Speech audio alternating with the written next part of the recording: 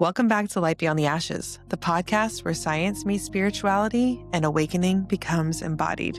I'm your host, Amber Humphrey. What if healing isn't something we chase, but something we remember? Today's guest, Kristen Shelt, is the founder of Etherwell, a company born from her fascination with resonance, consciousness, and the hidden patterns that shape our universe.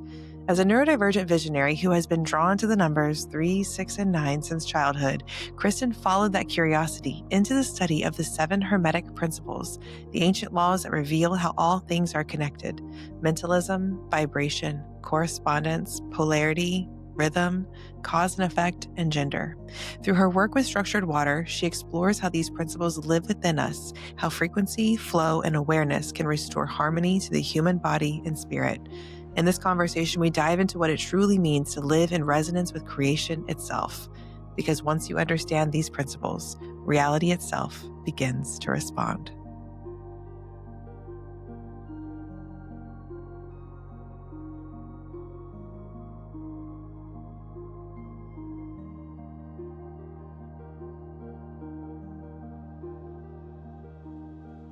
Welcome back to Light Beyond the Ashes. On this week's episode, I have an incredible creator. Her name is Kristen Shelt, and she is so interesting to me. I find that how she talks about the heart, mind coherence, and interdimensionality has really opened up my eyes and the eyes of so many others. So I'm so excited to have you on this podcast this week. Kristen, welcome to the show. Hi, Amber. Thank you for having me. I am honored. So tell the world a little bit about who you are so that we can kind of get a little bit of background into how we kind of got to this moment. Yeah, like Amber said, my name is Kristen, and I founded a company by the name of Etherwell a few months ago. And that is kind of my main way to bring my talents to the world through structured water drops that anchor your frequencies, physical, emotional, and spiritual. Um, Kind of what I do outside of that is a fairly typical life. I have a full-time corporate job. I have a daughter who's 21, and probably like a lot of folks, the most intense time for my own awakening has been the last 5 to 7 years. Yeah. And it looks different for everyone. I Hmm. myself oftentimes, and I have thrown myself into learning intellectually as much as I can about it. And that's just part of who I am just as a person. My core frequencies are more about kind of intellectual learning as opposed to feeling it in my body. And so a lot of my own awakening has emerged on the basis of kind of following the thread about what I'm interested in, what seems predominant globally from a religious standpoint, from an awakening standpoint, and then trying to figure out for me what are the things that are most common that ring true.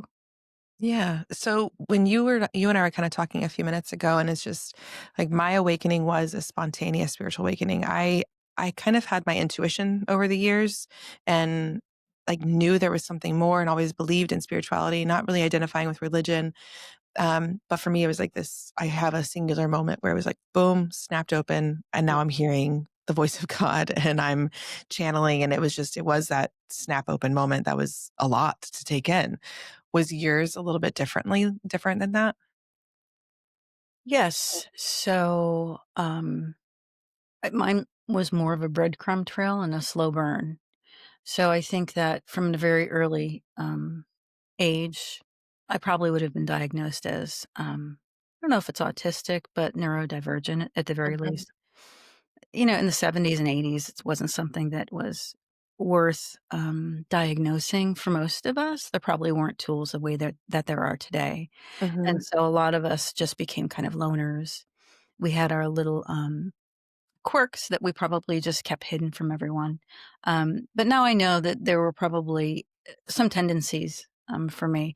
Um, I didn't see the world the way that everybody else did. One early memory I have is being fascinated with the numbers 1 through 10, to the point where I developed what I know now were stemming mechanisms that had to do with kind of the number 3. That's Yeah. incredibly important for me as a person now because of the importance of numbers, the universality of numbers, and especially the magic of 3, 6, and 9.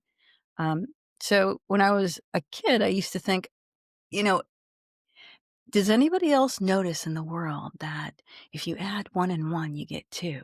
If you add 2 and 2, you get 4. If you add 4 and 4, you get 8.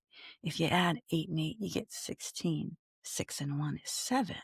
If you add 7 and 7, you get 14. 4 and 1 is 5. If you add 5 and 5, you get 10. We're back to 1. What happened to 3, 6, and 9? So that's kind of a thing that I grew up with. I don't know that it was horribly impactful for my life until now, but that's something that, going through, first, second, third, fourth, fifth, sixth, all the grades in eighth, going through geometry and everything, I was always like, God, like, why doesn't anybody talk about this? Or more than that, oh, there must not be anything very special about that because we're not studying it. Yeah. So, And then Nikola Tesla says that in order to understand the universe, you must understand 3, 6, and 9. It's like, you're yeah, right there in alignment. yeah, and it's certainly not something that when you go over to your friend's house, that you go, "Hey, have you ever noticed this thing that" you Yeah. know, instead you're playing in the pool and all that. So, it's been incredibly important for me to use the kind of construct of time to go back Yeah. and to integrate what I experienced as a child as frivolity or just something silly or my mind just doing what my mind does into something much more tethered and Mhm. much more significant and important for me as a human being and as a spiritual being.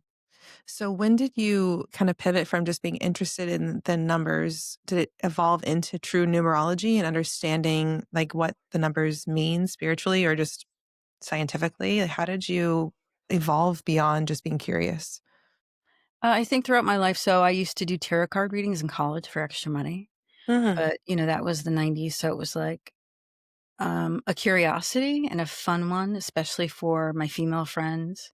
Yeah. Um, and I used to treat the tarot cards with extreme, gentleness. I used to wrap them in silk, scarves Mhm. and put them safe away in my drawer, and I don't remember being ever told to do that. It was just something that was important for me to do. I intuitively knew how sacred they were. So I'm just trying to chronologue for you moments that are important from me anchoring kind of where this came from in this incarnation. Um, and then I got busy with, working and um, having my child and have gone through, and I don't want to discount the marriages that I had because they were a wonderful mirror for me in terms of understanding who I am and what it was I wanted and what I didn't want. Yeah. I had a long stint with, you know, alcohol, and I think, uh, putting that down 5 years ago was incredibly important for the clarity that I have in my field right now.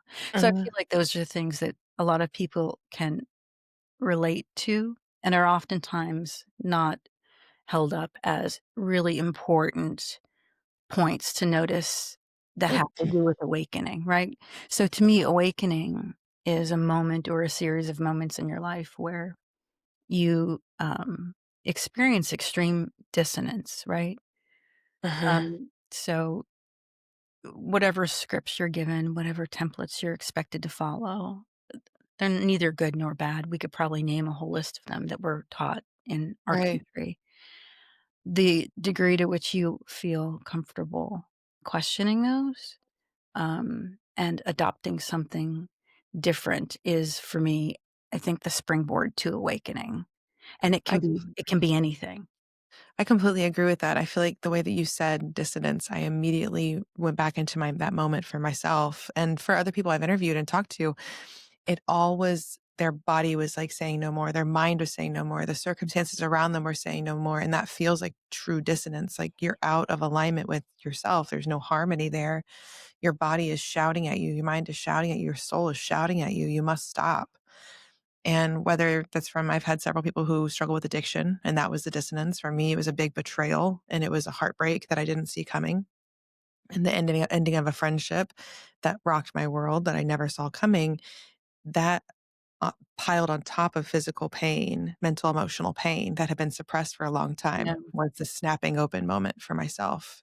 Did you have a snapping open moment when the dissonance became too big? Yeah, I was diagnosed with cancer in 2018, and I'm fine, but I Good. was like, "Oh my god," I'm like, I did everything right, you know what I mean? I had what looked like a stable marriage, we went through the motions. I was really close with my child. I worked out every day. I ate fairly well. I was drinking like a fish. Mhm. Yeah, But coping because our coping skill in America. but let's not forget about the fact that, for decades, drinking has been sold as a very healthy thing to do. I Yes. remember forcing myself to drink wine, like, in my early 20s because I was like, "Okay, well, this is a good thing, and will help you be more social and help you come out of your." Mhm. What it ended up doing, is becoming a daily habit Mhm. that, caused significant kind of biological dysfunction, everything you would expect with alcohol. More of a mental dependency for me than a physical one, but Mhm. also just, like, sleepless nights. So, anyway, there's there's that kind of thing that I was doing, but other than that, I didn't have any reason to expect a cancer diagnosis, but I got one, and I was like, yeah, that's when I started meditating. I've been meditating, but then I started really getting into meditating because I don't know why, I just started thinking there is something about the, untangible things in my life, the stressors that are really throwing me off whack, and that Mhm. if there was any one moment, it was kind of that big physical, diagnosis that I had, and me looking towards, me going inside a lot more Yeah. than anything, so. Did you use traditional healing, or did you start doing, like, kind of Joe Dispenza, the mindfulness and, like, you can heal your body and those types of things? Like, what all did you do to get through that period of time? Well, in addition to the traditional chemotherapy and Mhm. immunotherapy, I just deeply concentrated on my meditation. I didn't have a person that I followed. Mhm. I remember, I forget who it was. I remember the moment I understood what consciousness was. It was a practice that I was doing. It was just a simple meditation that asked you to kind of breathe deeply for a moment.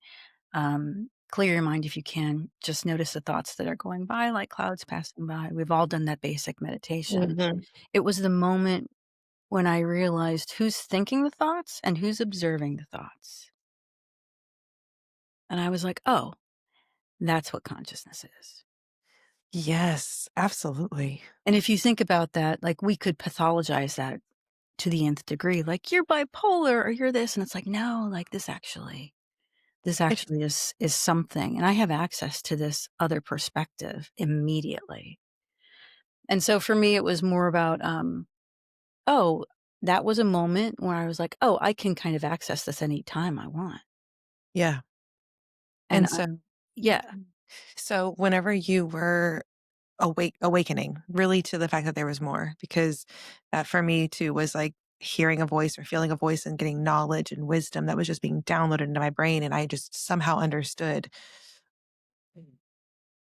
Like yesterday, I interviewed Wendy Roth, yeah, who you recommended to me too, and I was already following her, and she's just so incredibly fascinating.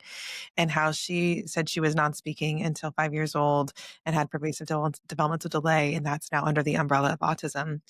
And she's like, "There's the watcher, and then there's the like the avatar."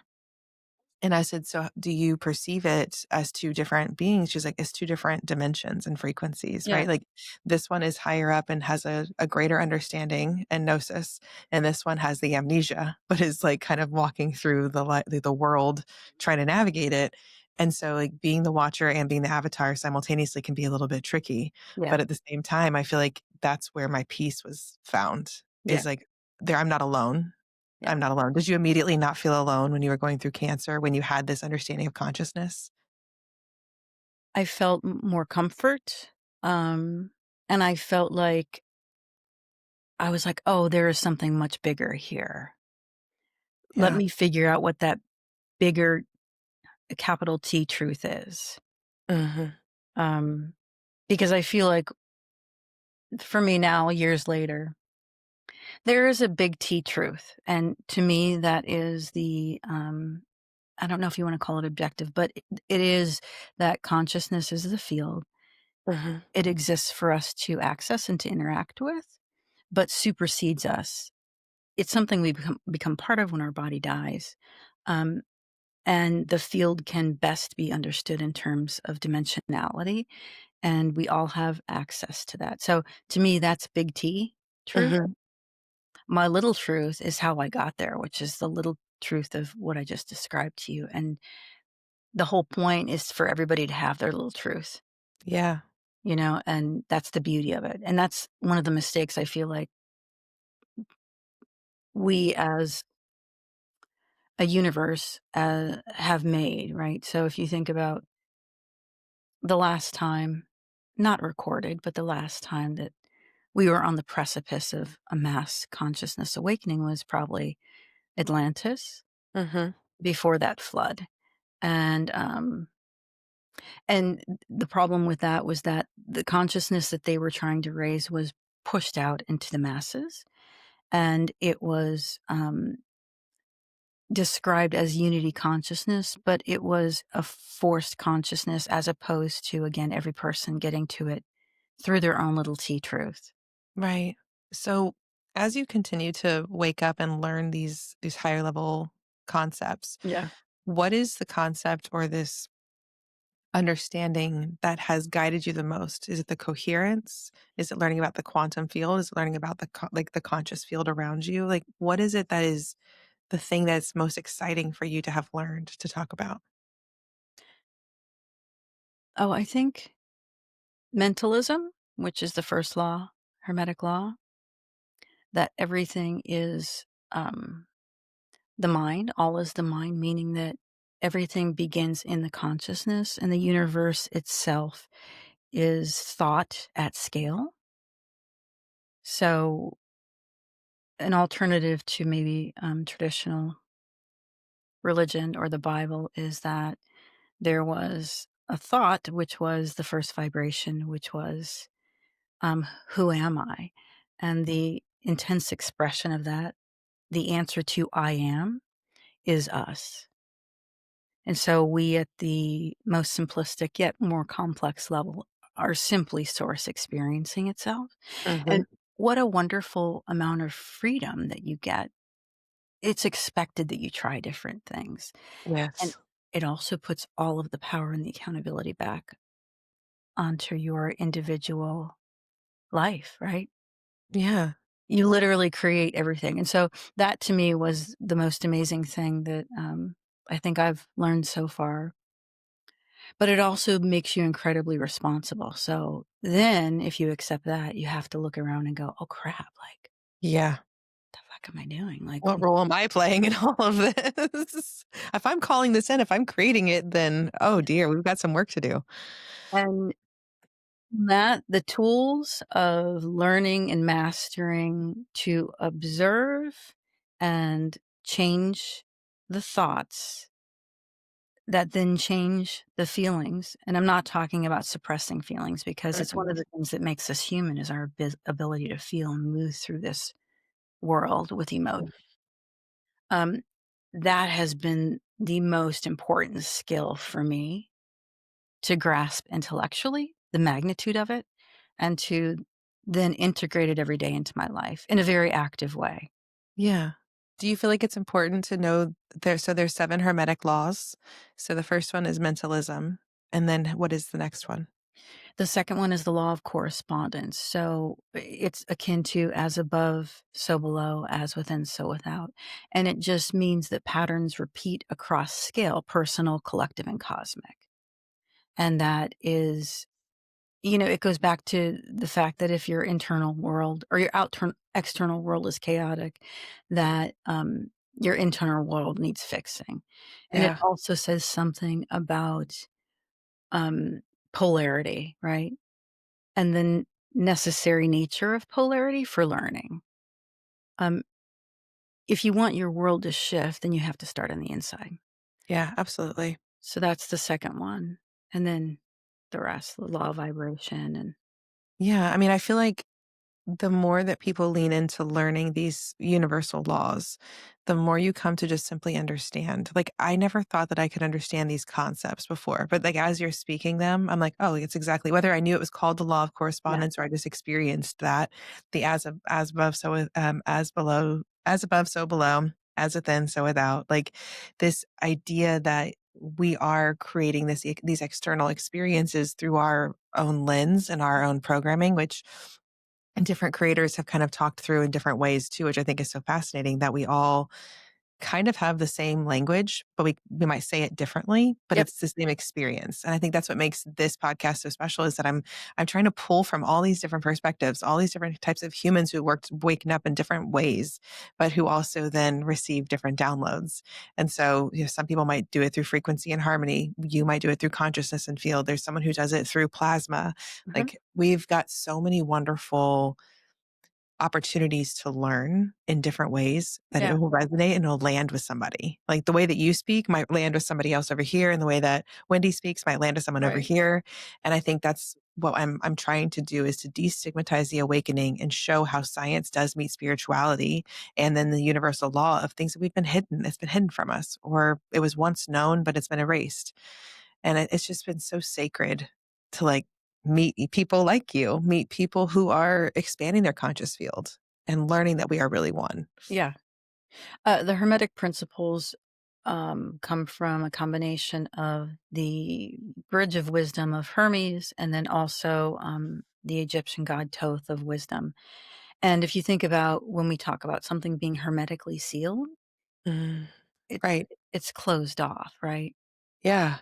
Um, and then, that's something that I have never loved the idea that all of this stuff is off limits because it's not. It's our birthright, right? Mhm. So Absolutely. we might use what we call ancient times to inform what we all feel now, and we might use the seven laws as a way to understand it. Um, but even then, mystery schools didn't make it available to everyone. And Mm-mm. the small truth, the little t truth is so important. Like that's the magic. Like that's why when people say to me, "How do I learn all of this?" I'm like, "Okay, just start with these 7 and then kind of work with them." Mhm. If you just even meditate on these 7 laws, you're gonna get a wealth of information that's important for you and how your harmonics play out in this world.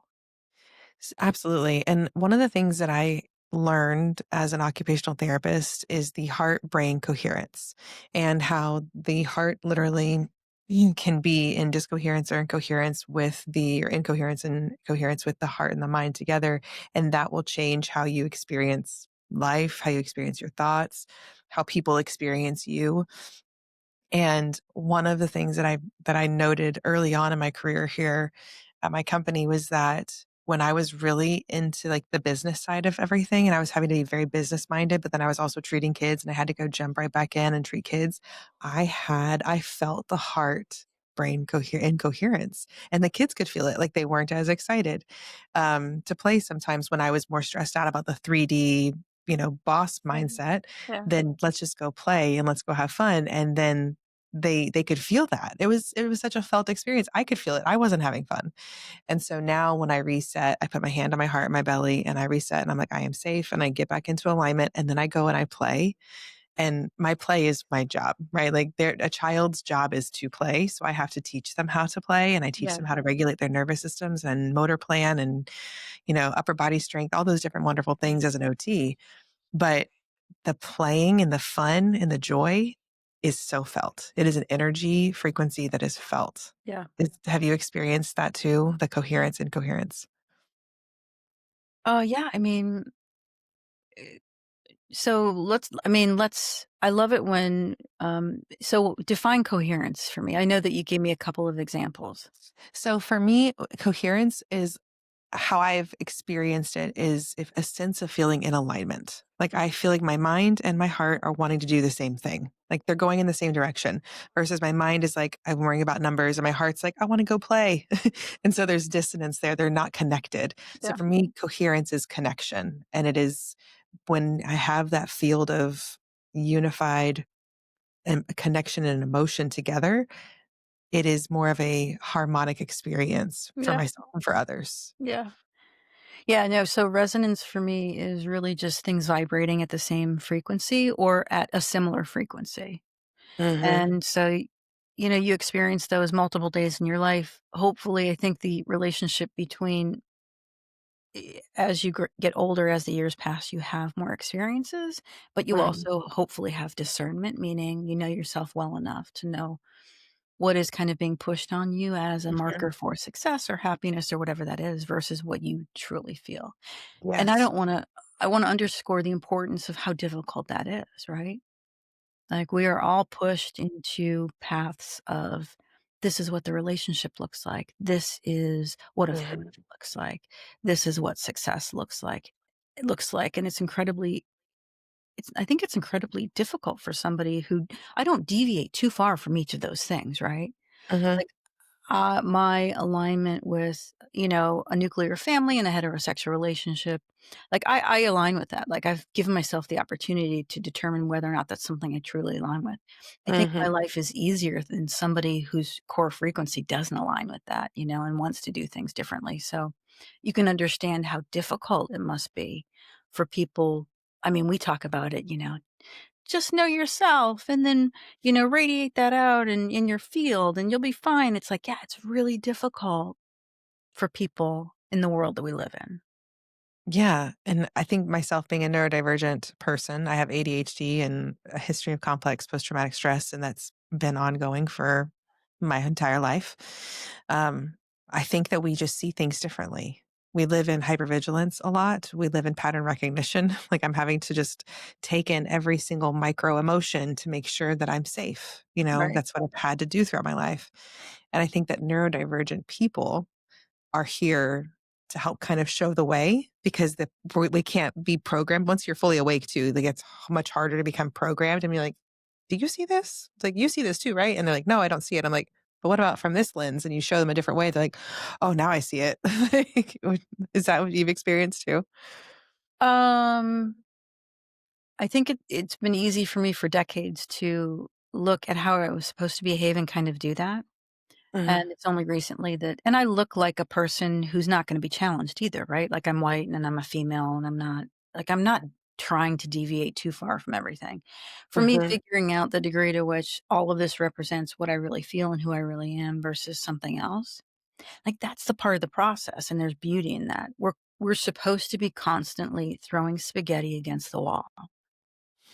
We're See what supposed to sticks. be doing that. Yeah. Um, yeah. So you mentioned that your own awakening was more of like a visceral kind of moment. Do you Mhm. mind sharing that with me? Yeah, absolutely. So I was literally like it was January 13th, 2023 was my big moment of what is happening. And my body was physically exhausted from building out my dream clinic. It's 11,000 square feet and it looks like a children's museum. Me and my husband were working like 17 hours a day, putting it all together, a lot of brain power, and then a heartbreak that was kind of happening in the background, a friendship and partnership that was dissolving.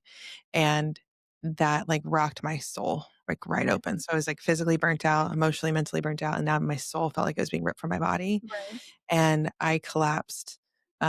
And I felt every single pain I'd ever suppressed in my body from infancy pain. Like I remember crying really hard. Um, and I didn't know why, but it was like infancy pain, toddlerhood pain, childhood pain, teenage pain, 20s. It was all of it. And I just couldn't stop scream crying.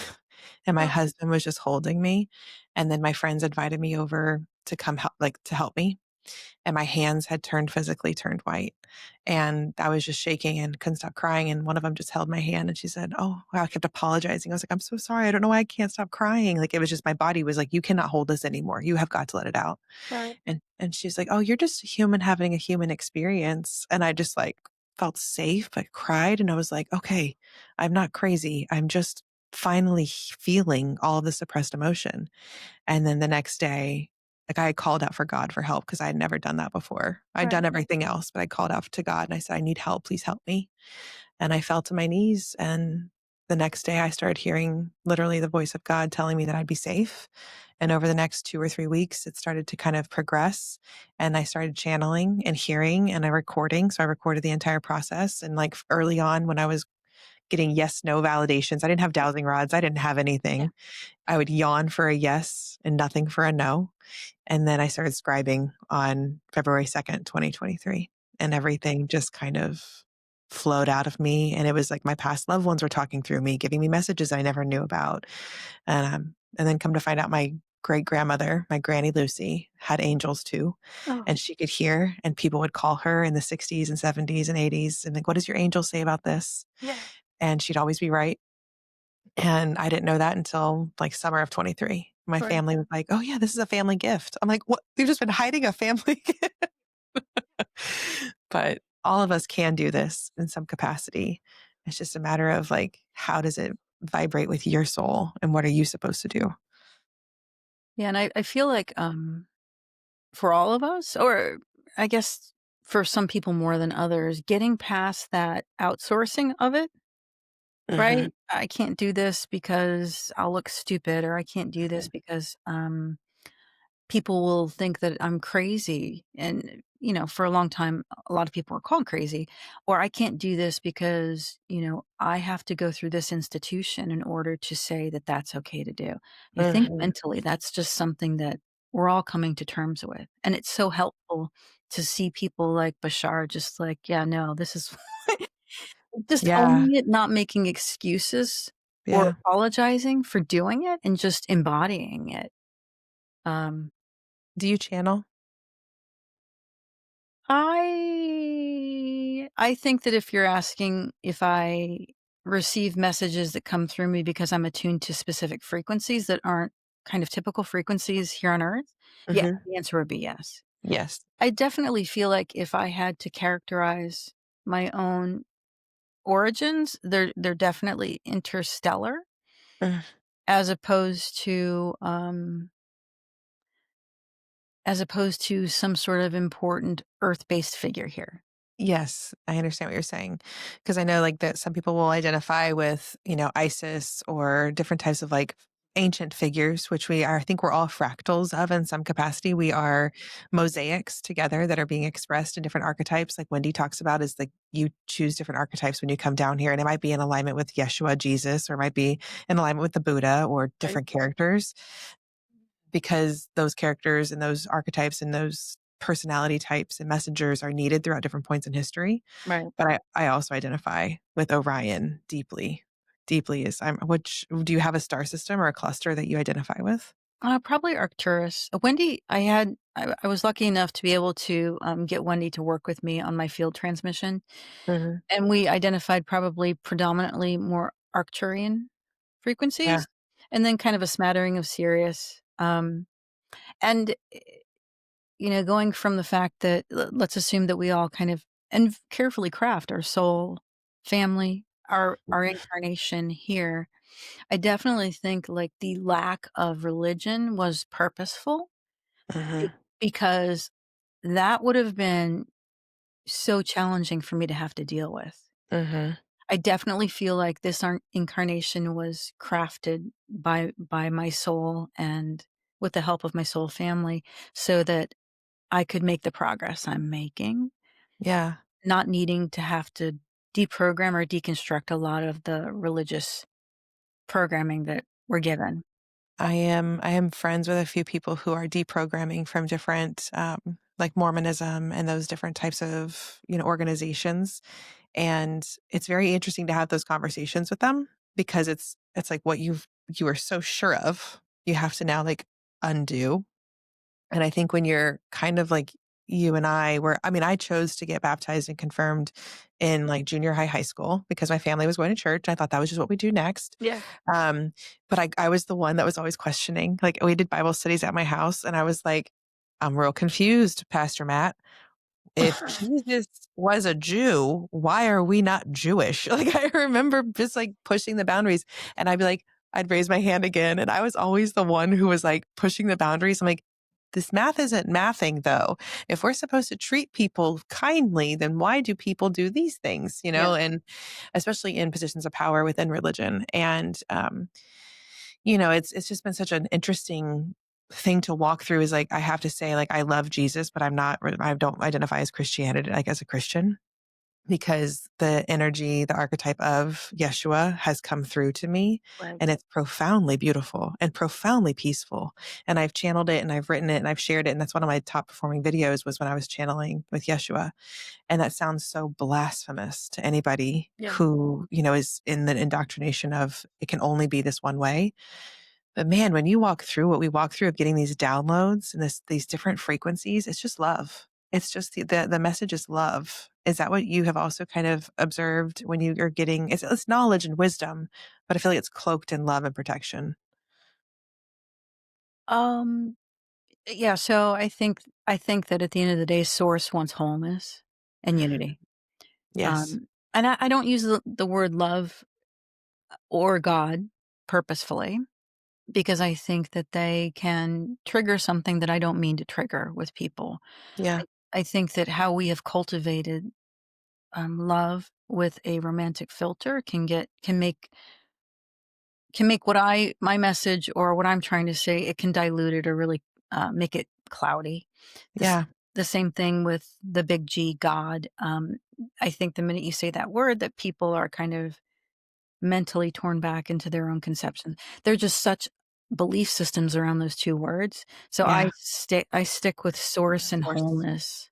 Yeah, and that's actually very true because I had someone who I was talking with a while back, and when I was saying the universe a lot, it was really easy for them to engage in the conversation. But then the moment for me when I started saying God, because I was just how I was experiencing it, they're like, that kind of makes me feel I'm like I was talking about the same energy. I was talking about the same force, the same creator, Right. but the semantics does matter for some people. Like Yeah. that, it has an imprint in their souls, and I deeply respect what you're saying. Is that it really isn't about any singular word. It's just source of all, creator of all. And that's just what we come from. I think what I have tried to avoid and what I want to avoid is imposing a meaning and a morality on it because source doesn't have morals, and that's up to us. Mhm, And I think it's that that statement I think really can hit with some people because we've got such very well carved out ideas of what are good and bad, mhm, as we should, right? So we should be making meaningful judgments in this realm about not doing harm. mhm. We should be having community standards. But the truth is that once you align or you start to talk about sources having the same standards as you, that's not that's not what I want to communicate. Yeah. And I'm not by any stretch of the imagination implying that anything goes on this earth. It doesn't. But source is meant to experience. Mhm, And that means a lot of probably unsavory things for a lot of mhm. people. Oh, I completely agree with that. I think that when I finally could understand that while I live in a dualistic reality of good, evil, right, wrong, black, white, right? Like this mindset of there has to be this counterbalance to this other energy. Right. It teaches you the contrast does teach you completely. Like I always say, you can never know joy if you don't know, you know, sorrow. You don't know riches if you never know poverty. Like there is something to the duality. But when you rise your consciousness field above and you can kind of look down into the lower dimensions, like once you're 4D, 5D, and maybe beyond, you can see it's all just creation, creating, learning, expanding, contracting, and curious. Yeah. And so when it's just a curious energy, it will do things that, like you said, are unsavory, you know, that make you question, like, well, how is that of God or of source? And you're like, it's learning. This is an intelligence that is learning. And I don't know if there's any limit on that. Do you think there's a limit on what consciousness wants to learn about? No, I don't. I think if you can imagine it, it exists. I don't. So when I talk about thoughts, I feel like we are accessing thoughts as opposed to creating thoughts. And that has several implications for copywriting and that kind of thing. But it explains the reason why you can think that somebody's going to call you and they do. It's this, the non-local experience. Yeah. It's the same reason why you'll have people who live, halfway around the world from each other who have the same idea about something. I believe that we are permitting ourselves through frequencies that we have and that we want to cultivate to access different information. Yeah. So what was the most like other than the hermetic laws and principles, what is something that really captured your attention when you were learning about the higher level consciousness that you feel like that it's something that you like to talk about on your TikTok channel? Um, You always have such a wonderful variety of of perspectives right. on enlightenment, if you will, but also how you explain it is very easy, I think, for a reader or listener in a minute and a half to digest a Yeah. complex topic. Yeah. I mean, really, everything I feel like that I talk about could go back to the 7 Hermetic Principles, right? And the content that I get, uh, is I don't it used to be more planned because I used to feel like I was failing if I didn't plan out everything, but I found that the content that I create, um, just using a 24-hour rhythm is much more engaging and much more fresh for people. Mm, And I talk about it in terms of the 24-hour rhythm because my perspective is that we should one perspective that I've embraced is that if you look at your life as a cycle, right? And let's just take a day cycle. I have lived probably over 20,000 days. But think about those 20,000 days as a pattern that you've been reinforcing. What have you been reinforcing over and over again for 20,000 days? And that's more of a clinical way to look at it. But I look at my own life and what I talk about in terms of adjusting and interrupting loops and mm, adjusting and interrupting patterns and being very conscious and intentional about what you continue to repetitively do and what you continually or what you stop doing. yeah, And and Wendy would probably say, "Yes, but you're extracting all the meaning out of it," and she would be correct. But I think it's important to look at it in a clinical way so that you can start to see patterns, and especially if you're not a person who generally sees patterns, you know? yeah, So I'm sure that you could do this, but I can look back on my life and I can tell you kind of what I was reinforcing and how it was causing suffering, right? yeah. And that's been incredibly useful for me before I start to pick apart the why. Can you expand a little bit on how I mean, they're habits, right? These habits that we're continuously doing are making you become one version of yourself. But if you take away that habit and you add a new habit, I feel like that's a timeline jump. That's when you finally are like, okay, now this version of me is writing more. And so then by a year from now, that version of me is an author. Right? Like new habit picked up. I'm now an author. A year ago, I was never writing. I was never an author. And that's what I've started doing too is like I write constantly. I can't stop Mm. writing. And so I've written a couple of books and I'm trying to like get through the podcast is first. But these little new behaviors, new patterns, as even as small as like, okay, I don't drink soda anymore. I'm a person who doesn't drink soda anymore. Now that means that I have more energy, that I'm not flooding my nervous system with chemicals, poison, and sugar, tons of sugar. Like, what can my nervous system do now without all that? Is that kind of what you're expressing there as well? Yeah, I think one of my pet peeves is that we talk. So the terms you're using, timeline shift, things, when people say something like time doesn't exist, I Mhm. find that incredibly irresponsible because it doesn't reflect an appreciation and a respect for how the human mind has processed things. Of course it exists, right? It just for us, for good reason, exists in a line or linear fashion. you can understand the importance.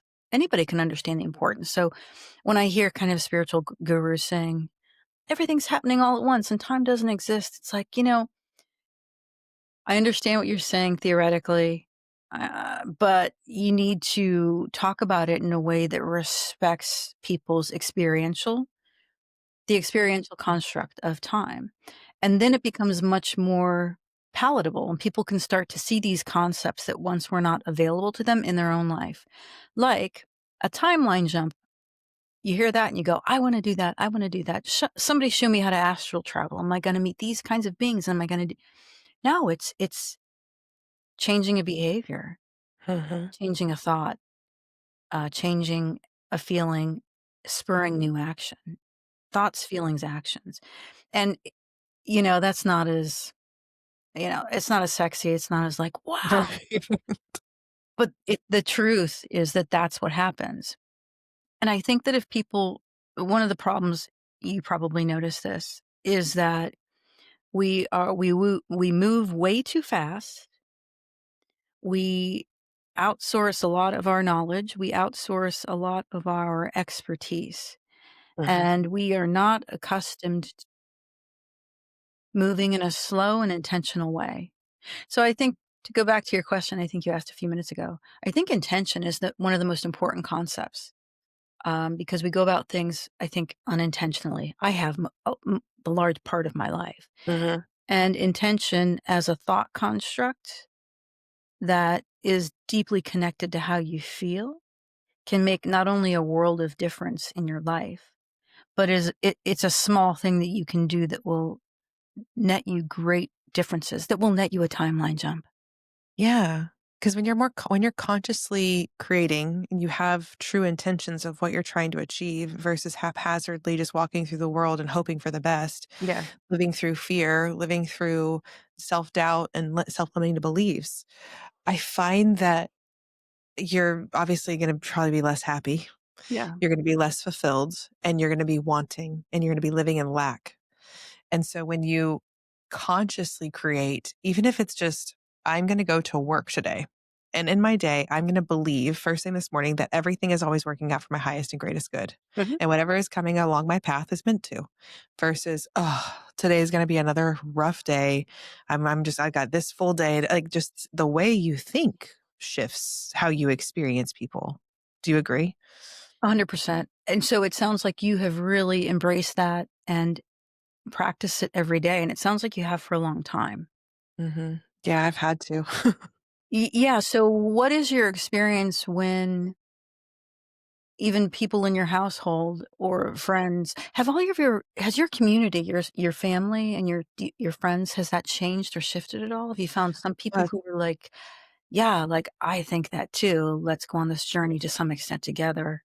That's a Or great question. So for me, my husband has come on the journey with me. He was agnostic before this. He didn't really like believe one way or the other. He was just like meh. Like his personality before was meh.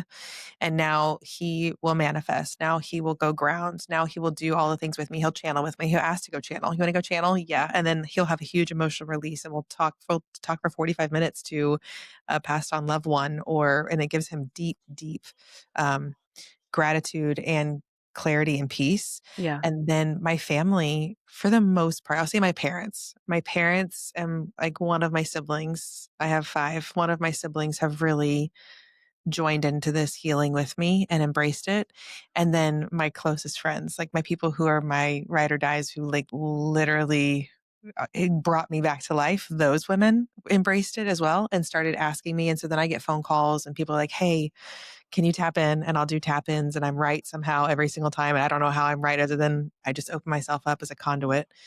And so I've actually been very blessed in the sense of I have people who are willing to expand around me, but my true joy came from TikTok. It came from finding creators like you Yeah. and finding my spiritual bestie tribe because then I didn't feel alone because there's no one else here around me that is doing what I'm doing. Right. Right. Like no one else has expanded and popped open in the way that I have. They're just more open to it and they love what I do and they think that it's great. They're like, you're so weird, but keep going. I love it. Like you're not weird in a bad way. You're weird in the best way. And I'm like, Amber After Dark is so different than Amber during the day. CEO Amber and Amber after dark are very different. Right. But TikTok was the platform for me that made me feel safe, made me feel seen. And then when I met people in real life and their energies, like we finally interacted, I was like, I'm safe. And like Yeah. I can just breathe Yeah. because I could let my mask down. I didn't have to pretend anymore. Yeah. Yeah, it's a scary thing. My preference just in terms of how I live my life is to be unpartnered. Yeah. It's just something that I've embraced. Uh, so I never have really had a lot of close friends and family. But the ones that I do have, there were certain relationships where I was hesitant to do it, right? To talk to them in a way that I'm talking to you right now. But I've since gotten past that. And the interesting thing is that even though, and I'm speaking specifically of like my brother right now, Mhm. knowing that his approval has been incredibly important my whole life, right? So that's not only an opportunity, but also an obstacle. Mhm. Me changing what I talked about around him and how I was, and just kind of more fully stepping into who I am and kind of my multidimensional way of looking at the world. Um, I thought for sure he was going to be like, "Oh, you're being talking crazy," and a small part of my heart would have broken, and he did that to some extent, but what I found over the last year is they start sending me articles about, like, the boogosphere. So, my point is Yeah. that dimensionality is nested, and it's a feedback loop, and the amplification and the intensity that we have, even though we feel small, is much greater to affect the cosmic, you know? Mm.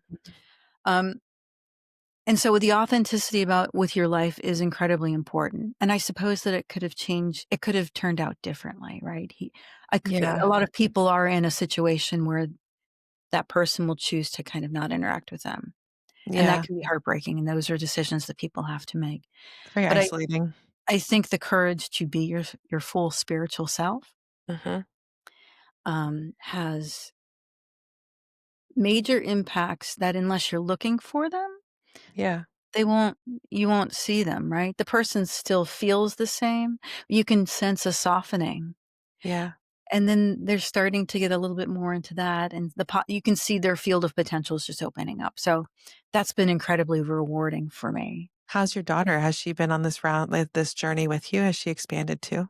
I think her initial reaction was like a lot of people because I just kind of after a period of several years of studying Kabbalism and studying, Chinese healing and, looking back at, just the Hermetic Principles, anything that was, the less rigid and structured, the better for me. I think after a period of years of doing that, then there were a few months where I would try to talk to her about things and I could sense her like, "Ew," Mhm. but gradually, I got her to a point where she wants to understand her own field. And I think that there is a freedom and flexibility for women the way there isn't for men to be interested in esoteric areas, right? It's okay for us to read tarot. It's okay for us to talk about astrology. You know, that's a sanctioned or an okay area for women Mhm. to go into, which is very interesting, by the way. It is. It is.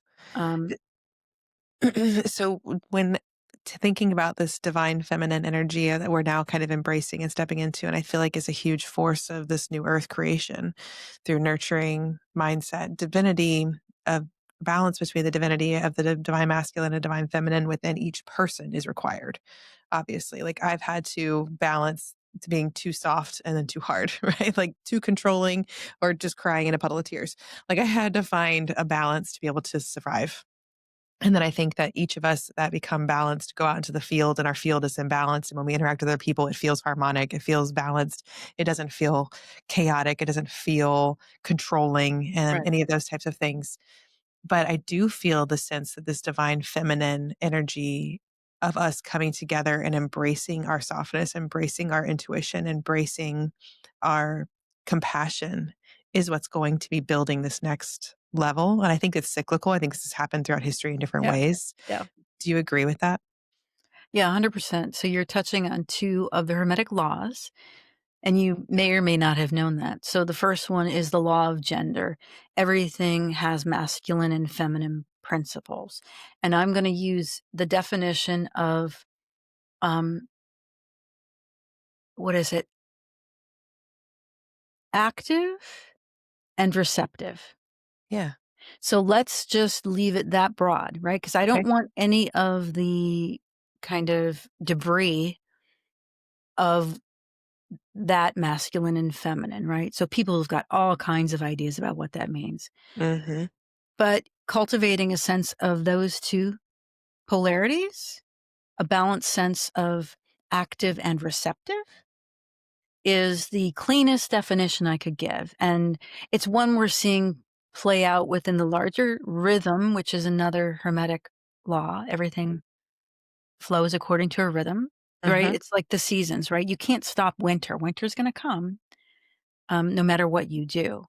The lesson is, hey, let's kind of ride the ebbs and the flows the way we need Mm-hmm. to, right? Activate your activation during flows and activate your receptivity during ebbs. Oh, that's smart. I like that. So there is definitely, so if you start there, and the story that's unfolding, in my opinion, is, you tell me what is kind of the larger global story playing out, because I love this, right? Because Me? you can see it in your own life, possibly. You can see it then in the community, and then you can see it on the globe, because there's definitely a bit of shadow integration going on. Yes. Oh my God, that's the understatement of the year. Okay, so it's actually very exciting because I do see what I refer to as a mass spiritual awakening. But for me, what a mass spiritual awakening is a mass healing awakening and a truth revealing. And I'm walking through my shadows and letting go of these old paradigms that held me trapped, systems of control, systems of fear, systems of suppression, oppression, are all dissolving within the self and within the community and within the global, like, humanity, right? Yeah. And in that, it's very painful. It's a dark night of the soul for everybody and everything. And density is falling away and collapsing before us. And it's going to be kind of messy, but it's required in order to then bring in the light and anchor in the light of the peace, unity, harmony, community, oneness. Because then when you remember that we are all one, you would never hurt another. And if like we still have this belief system of separation, then we're not Right. quite evolved enough as a civilization. Because I Right. got that download the other day. It's like, oh, you're just a baby civilization. You still believe in war. Right. Like, you can be trusted with greater power the more you evolve and the more you expand the consciousness so that you can be, they will know, I will say they, as in like just higher dimensional beings, will know that we can be trusted. We can Yeah. be trusted with technology that we will not be used to hurt and enslave anybody else. That's how I perceive what is going on. We have to shake out the old to get the new. How does that land? Yes, I would agree with everything you just said. Eh, when I asked the question, I was thinking more about how globally, I think what you're seeing is a massive reorganization of the masculine. Oh, yes. So, you know, it doesn't feel like we're surprised, right? But a lot of the behaviors of not just the politics in America is the masculine rearing its most hyperbolic, kind of toxic head Hmm. and having to reorganize. And, I feel like if you, yeah, so I don't ever want to say men or the masculine, because people will then internalize that and think, oh, well, you're talking about a whole group of people. And I'm talking about the effect of socialization, is extreme socialization, which I think we should all just say, yeah, like we probably have had some problems with the way that we have socialized both men and women, Hmm.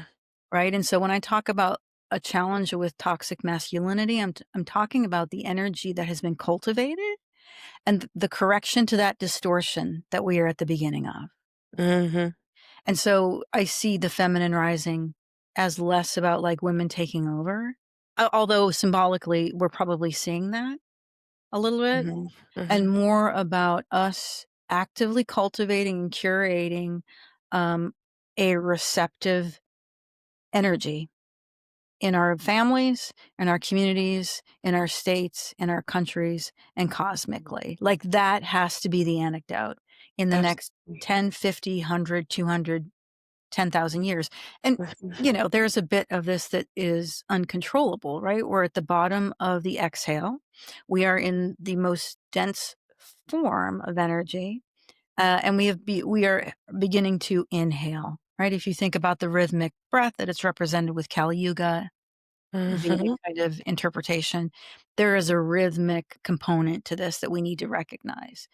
It's unstoppable. The degree to which it's accelerated is up to us. Okay, I want you to expand more into that because you immediately tickled my brain when you said that we're at the bottom of the exhale and we're about to take the inhale. I got chills because I was like, "Oh, that's exactly what this feels like." It's like, how much more can I breathe out before I Yeah. can finally breathe in and soften? Okay, Lee, I want to lean into that more. Explain more of your perspective on that. So let's see. So the law of rhythm is that everything flows in and out. There's a rise and a fall, and you can see it everywhere. It's in our breath, right? Mhm. And the practical application is that your everything in your life, your moods, your bank account can be looked at in terms of flow, but so can the way that the universe organizes itself, right? There is an untouchable rhythm that is happening. When I reference the Kali Yuga, I'm just talking about the Vedic perspective that there are four different ages or eras. So the golden, I think the silver, the bronze, and the iron. We are in the Iron Age. Remember that we all decided and chose to come back, most likely to help catapult us out of this Iron Age. Mhm. We are one of the densest, most contracted, and slowest frequency um, entities or points of being in every point of being in the universe.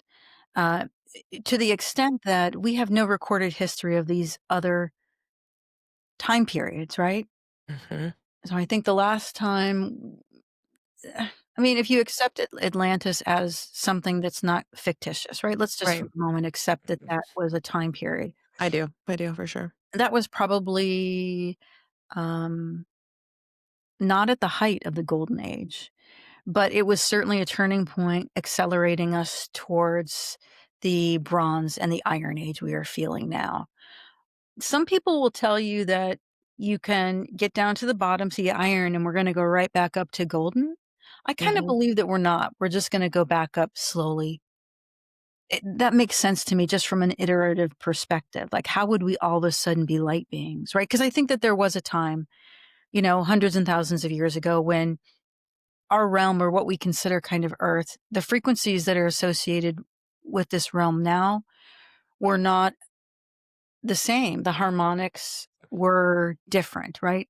So if you believe that consciousness is the field and everything physically is an emergent property of consciousness, gravity, what's keeping us here, is an emergent property of the consciousness and the frequencies that we all have, right? Mhm. It's very dense, but Very. it can also be used to help understand why you have similarities and share consciousness with a rock, right? You're both prone to gravity. We're all here, right? Yeah. So there's some kind of similarity or thread. I feel like I'm getting off my point. My point is that there are rhythms that are fairly uncontrollable by any one person. The extent to which we move through those periods, or the acceleration or the quickness is up to us. Those will happen much in the same way that winter, spring, and summer and fall happen. Like, you're not going to stop it. Yeah, And and the divine feminine, what we symbolically know as the rising of the divine feminine, is definitely kind of the push, the momentum behind that. but I think if you saying how you perceive it to be iron, then bronze and silver, then gold, and we think of winter, spring, summer, autumn, or fall, like it's always going in a sequence. You Yeah. can't really jump out of sequence. So Yep. to think that for this one version and iteration of an era, you would run out of sequence, I think that is probably, Yeah. a misunderstanding. Um, and I do think that we're in cycles. I do think that we do like these 12,000 or however many year cycles of evolution and devolution, evolution and devolution. And then you're with that rhythm, it's the expansion, contraction. And that's where, if you believe, I mean, the Big Bang Theory is it's a theory, right? But if I believe that creation always existed and energy can neither be created nor destroyed, it can only be, evolved or transferred, Yeah. and that we all come from plasma. And I interviewed Dana Kippel, the plasma. Yeah, she's Love coming out. Dana. Yeah, this will be airing much later, but her episode comes out next. And so when we talk about plasma consciousness and the new human potential in her new book, A New Force, like it's mind bending to think that we are just all plasma beings who are experiencing what it's like to be Kristen, what it's experiencing like what it's to be Amber, what it's Yeah. experiencing like to be a camera and a rock and a tree. Right, And right. like Wendy said that she was a rock in one life and Yeah. she lived many, many lives, like thousands of years of a rock until it eroded away into the river. And then she lived a life as a tree. And just, I actually like really deeply resonate what it would be like to be a tree. And you live for 200, 400 years and you just grow, Right. and like how much you're witnessing to be a tree versus a human who the body is only capable of living for so long. What you just described is resonance. That was a Yeah. moment of resonance for you. And so, just anybody else, it might seem, I don't know, silly to explore that relationship, but those are the very relationships. Those are the very threads of resonance that we should be diving deeply into. I can't say that I've ever felt resonance with trees, but I absolutely, mine is more water based. So I've been doing a lot of work with that this year, but people need to pull the threads, the little things that you're curious about, um, to really figure out kind of, in addition to past life regression, if that's Yeah. something that you would like people like to do. I've never really felt compelled to do that. Not that I haven't had past lives, we all have. It's just not something that has pulled me towards it. I'm like, yeah, like it's fine. Like I don't need to know like that I was a whatever, a peasant and I did one with my friend who's going to be on here. We're interviewing her next week, Lindsay Lee. She's does quantum healing hypnosis and she channels. And she's from a friend from high school, and she just like we met back on. Well, I was looking for a hypnotist, and I was like, I know that face. And then now the rest is history, and she's just an incredible human. So with Lindsay, I have talked about this on, I think it was Dana's episode. We talked about how I went to Orion and I was standing at a table and everyone was looking to me and I chose fear because of all the bad things. And then we chose yeah, war and it did not go well. But that in this lifetime, I would choose love and things would go well.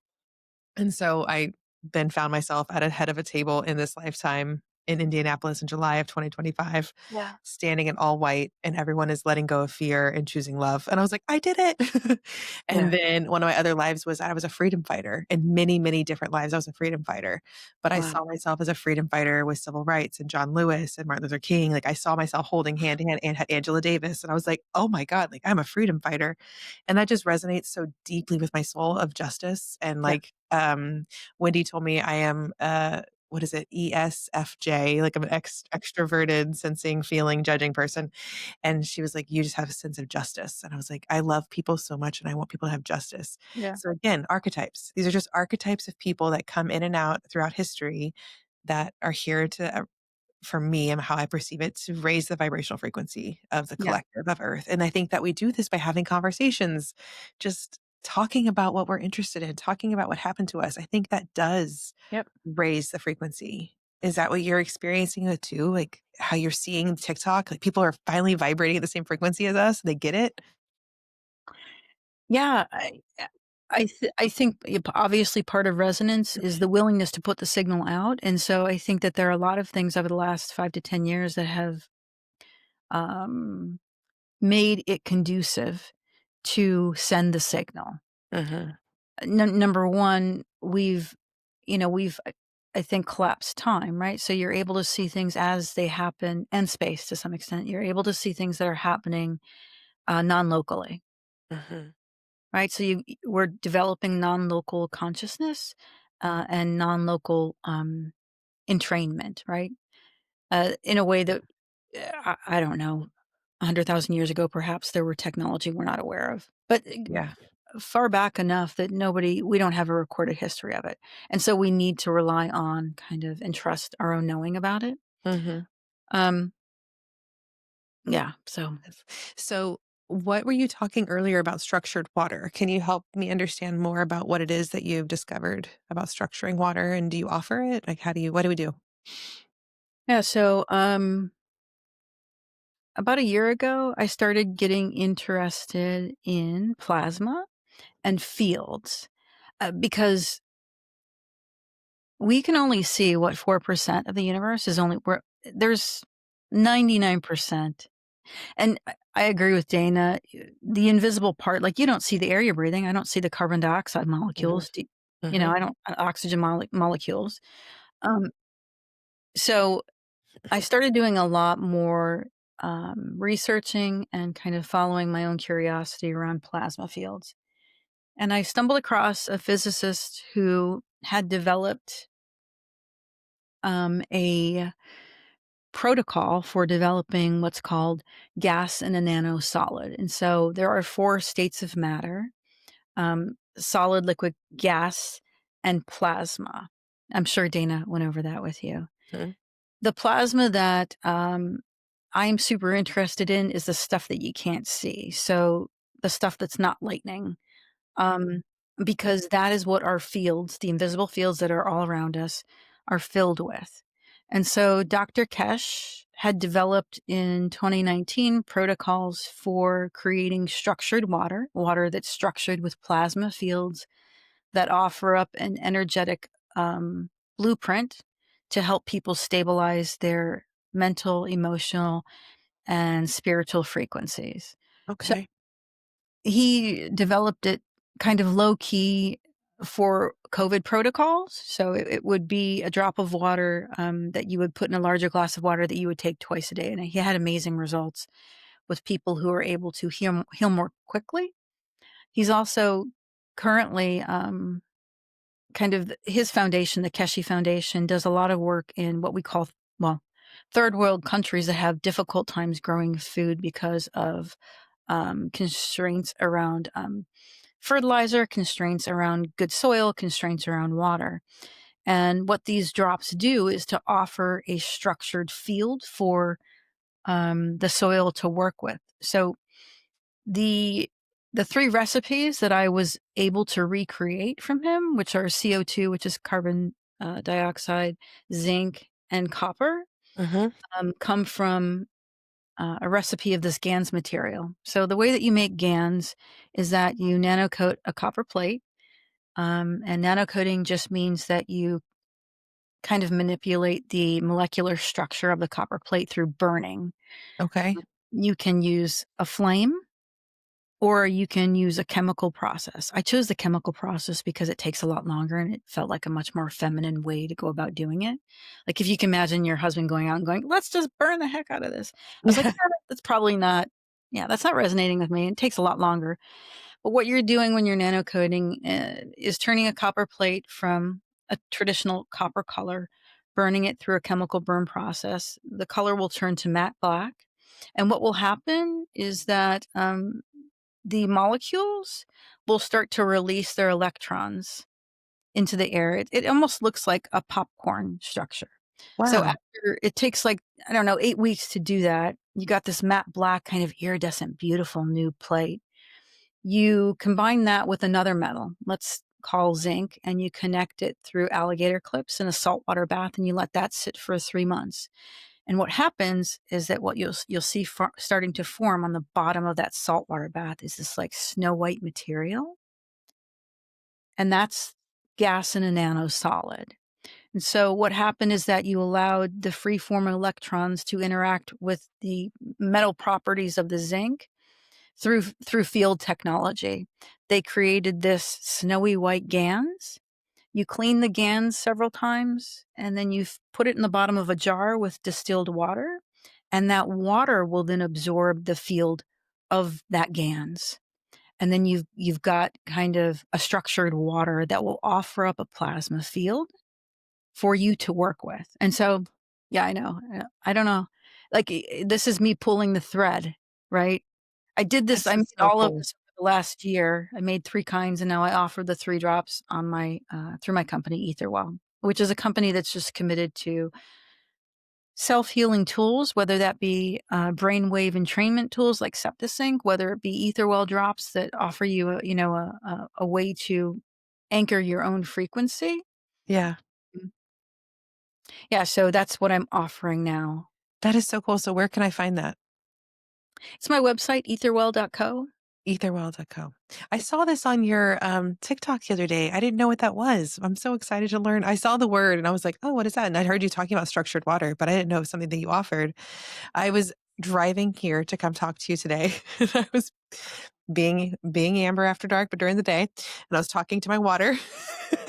Yeah, And I was speaking intentions into my water. yep. And I was saying, I'm the healthiest, wealthiest, happiest version of myself, surrounded by peace, love, and positivity. And then I keep getting more of that. Like you are another extension of that peace, love, and positivity. And helping me become the happiest person because I'm learning more knowledge and I'm just like, I want to absorb as much as I can. And I asked myself, is this structured water? No, how do I get structured water? What is structured water? And I literally had that thought. And then here you are. And I didn't even know that that was what you offered. That's so wonderful. And what health benefits do you get from it? So think of it like a tuning fork for yourself, your emotions, your physicality, and your energetic body. And so I did some testing after I finally got kind of 3 really good versions, meaning that the GANs looked like it was supposed to look. The zinc Uh-huh. is meant to be much flakier and like pure white, and the copper has got this like beautiful blue color, but it's also really sticky. So I finally got to a point where it looked good, and for me interacting with it, it felt good. But I'm like, oh yeah, like am I just imagining this? So I did some testing with friends and family before I launched it. But the most incredible thing has been people who are writing to me about how they're using it because they're thinking of ways to use it that I would have never thought of. Like immediately you can use it for yourself. It's safe for kids, for pets, and for plants, right? Hmm. Wendy was one of my testers and she sent me pictures of this plant that she likes to say that she kills plants. She doesn't take very good care of them, but she gave me a picture of the day before and then she put a drop in and it was so perked up with life. I was like, wow, that's a real thing. Because I don't have access to clinical trials and certainly Yeah. don't have funding to do that. So my kind of outward external validation of like, oh, this is real technology that is peace-based because Dr. Kesh is a man of peace, not war. And it's peace-based and it actually works with people, right? So I actually received an email yesterday from a woman who had been using the drops for a few weeks. And she had described herself as a person who didn't never had problems sleeping, but like 2 nights ago, she was woken up by her conscious mind constantly replaying fearful situations. She said she described it as the closest thing she could describe to it would be a panic attack or a bad trip she had on psilocybin from years ago. What she ended up doing was it took an hour, but she worked through the fact that and she learned that she was being fearful of, the more that she entered into it and confronted it, the more it dissipated. And we Hmm. went back and forth and talked about that kind of healing for her. And so the greatest gift I'm being given are these stories of people who experience deep healing. And then I have like a community in Amsterdam that I work with. And they have 2 autistic individuals in their community, as well as a lot of individuals who have been doing shadow work for a very long time and have given me these kind of spiritual testimonials. And then I've got people who are like, my plants are doing great. So the technology that I was able to recreate is, I'm probably early. I'm probably 10, 20 years ahead of kind of more general market adoption of these kinds of things. But I feel really good that people are getting, like, incredible results from them. Absolutely. Yeah. So I'm trying to do everything I can to help the autistic community. I work with like children who are non-speakers, but also developmental delay and Down syndrome and genetic anomalies, different types of neurological conditions. And I notice that I'm seeing greater gains in them when I'm using tuning forks, when I'm either passively using Reiki, their families are open to Reiki, parents are listening to the podcast and they're learning. And I'm just Yeah. like, I don't feel like I mask at all anymore. I tell people, hey, the Schumann resonance is popping off. You might be feeling a little gross today, like, oh, go ground. And like, I just do this all of the time with my employees, with my patients, with their families, with my friends, my family, and the strangers on the internet. And I find that it's helping people. And so I don't really care if it's not necessarily mainstream as long as there's, some evidence to support that it does work, that it does Yeah. help. I'm never trying to do anything that's going to harm anybody. Right. But I think that we should start leaning into Eastern medicine or ancient technologies, ancient wisdom to be a part of our holistic healing. And that might include pharmaceuticals, that might include, traditional Western therapy, that might include other interventions. Right. But it could also include structured water and tuning forks and breath work and meditation and grounding barefoot in the grass. And I just don't know why we would be hesitant to something that is natural. But, Yeah. some people It, are. it's the law of vibration, right? Which is the third law in hermetics, that nothing rests, everything moves, everything is frequency, nothing is static, right? And physics supports this. If you were to take a kind of a close up of each of our atoms, 99% of it is open space, but that space isn't empty, it's filled with fields. Yes. It's filled with Yeah. different So, toroidal fields. Every electron has a toroidal field. yeah. Everything has a toroidal field. Everything's interacting with everything. It's like, ah, Yeah, and it feels like science has probably supported this for a long time. It's just not what we have led with for a yeah, long time, and I feel like it's generally the wave of us adopting more of a frequency and vibrational based way of living is just around the corner. absolutely. So, Kristen, the question I always ask everyone is, what advice do you have for the newly awakening soul who's curious, whose friend might have just sent them this podcast and they're listening? They're like, wait, this sounds interesting. What advice do you have for someone who's waking up? I think more than anything, trust yourself and have the confidence in yourself to pull your own threads. Don't look at it as being able to adopt somebody else's way of awakening, because the true magic happens when we each do it in our very own way. Hmm. And can I say that I hope that this all leads to um, us not being afraid to die. Yes. Isn't that like the biggest cloud ever? Yeah, it is. It 100% is. I feel so much peace around death now. Don't you? I'm getting there. But it's more, I just feel like if we were to embrace this way, a dimensional way of looking at the world, there would just be such a release of fear around death. Wouldn't that be beautiful? Yeah, my mom, who's going through hospice and was given 3 to 6 months to live, and she's been living for 2 years now. We've had to confront death. She was in the transition. She came out of the transition, but I was guided the entire time. And I was given a heads up that she was terminal before she was ever told she was terminal. And that gave me so much time to process it. Yeah. And then when my, family members who have passed come visit me, they're like, we're here. We're still here. Like, you just can't see us. It's like an overlay. You just can't experience us, but we're experiencing you and we're so proud of you. And I'm like, I just feel like it's the breath in and the breath out.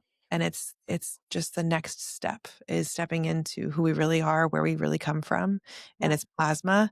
And I just don't fear that. Near death experience stories, they tell you like they feel peaceful there. And I can't fear something that gives peace. No, I can't even think of one story I've ever heard where somebody was like, it was near death, NDEs, Yeah. where somebody was like, it was the most god awful thing. It's always been extremely positive and beautiful. And the extent to which we can embrace that and have it, have it change the narrative from end to beginning or transition. What Mhm. an exciting journey we all are on, right? Such an exciting journey. Like when you just like can finally remember, you're like, oh, this is actually kind of cool. Yeah. Yeah. Well, thank you so much, Kristen. Where can everyone find you on social media if they're so called to be listening to more of your content? So I'm primarily on TikTok at Kristen 1942, and I'm also on Instagram, but less so. That's more for my business, Etherwell. And then you could also contact me. My information is on etherwell.co. Awesome. Thank you so much. This was a lot of fun. And I don't feel like we're strangers. I feel like we're soul family. I do too. So, can I ask you one last question? Absolutely. Shoot. Are you going to be going to the Conscious Life Expo in 2026? I have not heard of it, but I would love to be at these expos and retreats. So I want to say yes. Let's manifest that yes. Where is it? When is it? I'm in Los Angeles. It's here in Los Angeles at the Hilton. And so Wendy and I are going to be there. Dana's speaking. Yeah. What? Yeah. Yes. And then, Megan Solar with the With the rods dowsing rods, she's going to be there. speaking. Bashar is speaking.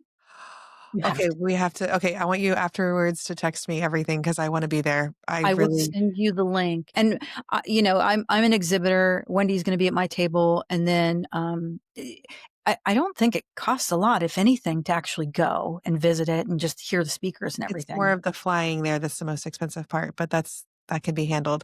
I financed airplane tickets to go to spiritual bestie retreats, so I've done that before. I'm like, I'll be paying for this $20 a month for the next 7 months. Yeah, it's my first time going, and, when I saw the list of speakers, I was like, "Oh, like, this is." Could you imagine the energy? Oh no, I'm so excited. I'm actually like tingling just thinking about going. Thank you for now telling me so I can go. What month Yay. is it? What month is It's happening? February 20th through the 23rd, so it's a Friday, Saturday, and Sunday. Okay, perfect. That would probably work out perfectly for me. I'm so excited. Hopefully I can hug you in person. Yeah, I'll send you the link right after we hang up. Awesome. All right, guys, if you heard that, please check it out. I hope to see more of you there running into you. This is just the best is yet to come. We're really expanding our conscious field. We're remembering that we are one and we're destigmatizing that awakening is anything to be afraid of. Really, you're leaning into healing, you're leaning into your becoming, and you're leaning into your peace. So, as a reminder, when I heal, you heal. When you heal, I heal. And then when we all heal, we rise. We're in this together. Don't give up. Keep going. We've got this. Bye. Bye. That was beautiful, by